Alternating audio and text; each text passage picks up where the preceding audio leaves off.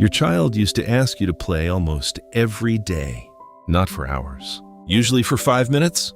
Can you sit with me? Can I show you something? Will you play one round? Most of the time, you were doing something important, answering a message, finishing work, trying to get through dinner without another problem appearing. So you said, not now. After this, give me 10 minutes. You did not mean no. You meant later, but later kept moving. 10 minutes became an hour. After dinner became tomorrow. Tomorrow became the weekend. One evening, your child stood beside your chair holding a cardboard spaceship. The windows were blue. 3 crooked stars were drawn on the side. Can you come see it fly? You looked at the laptop. 1 minute, I just need to finish this.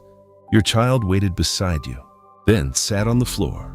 When you finally looked up, the spaceship was lying near the sofa. Your child had fallen asleep with one hand still resting on it. You carried them to bed and promised yourself tomorrow would be different. You thought the painful moment would be the day your child became angry with you. It was not. The moment you should have feared was the day they stopped asking without saying anything. For a while, they kept trying.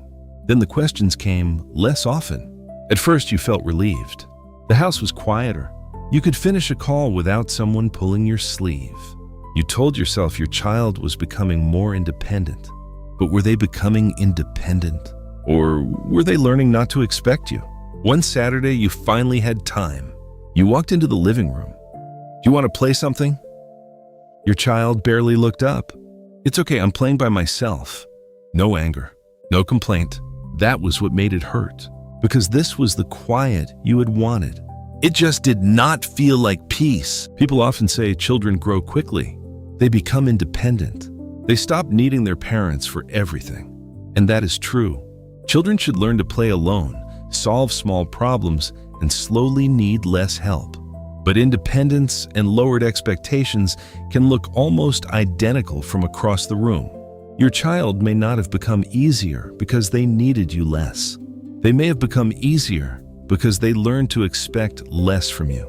The opposite of connection is not always conflict. Sometimes it is when the other person stops trying. A child rarely announces that moment. They simply adjust. The drawing goes to someone else. The story stays inside them. The screen comes on before they check whether you are free.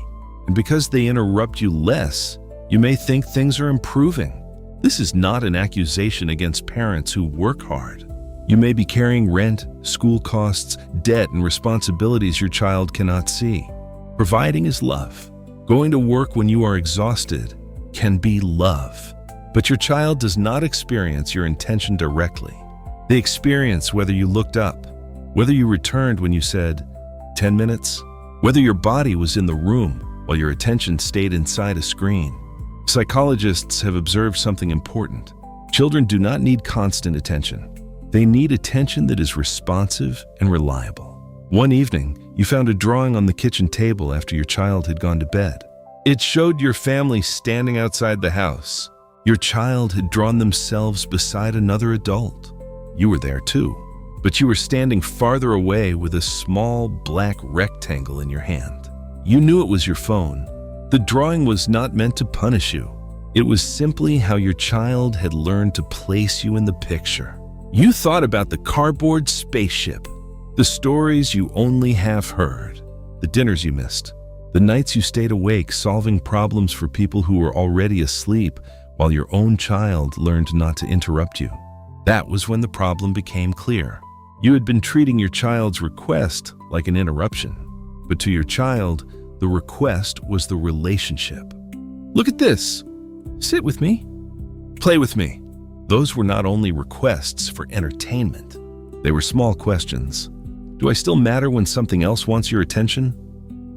The answer was not hidden inside how much you love them. It was in what happened next.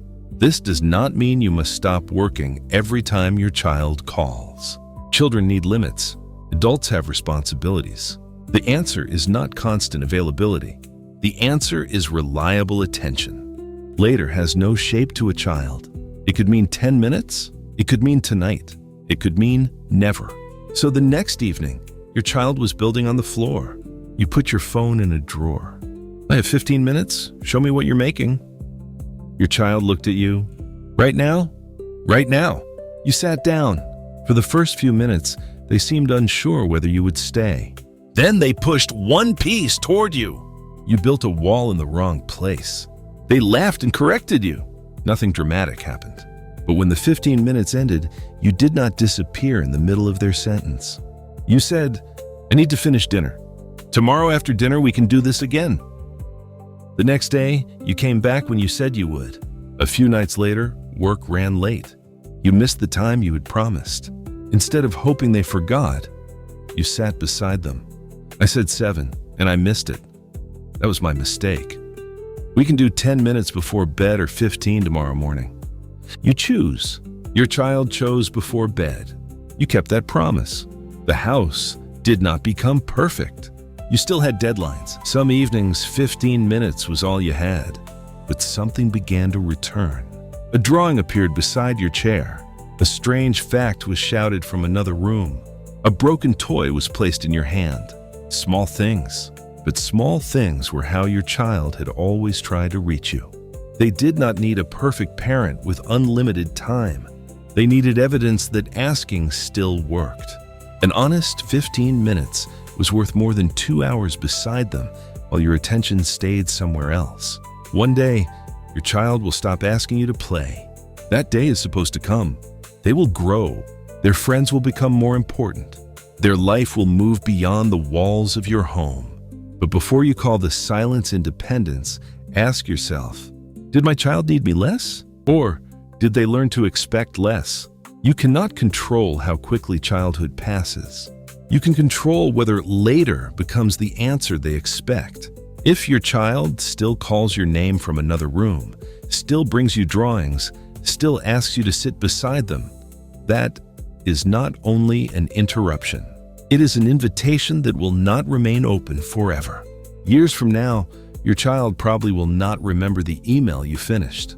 They may remember whether you looked up when they said, "Can you come see this?"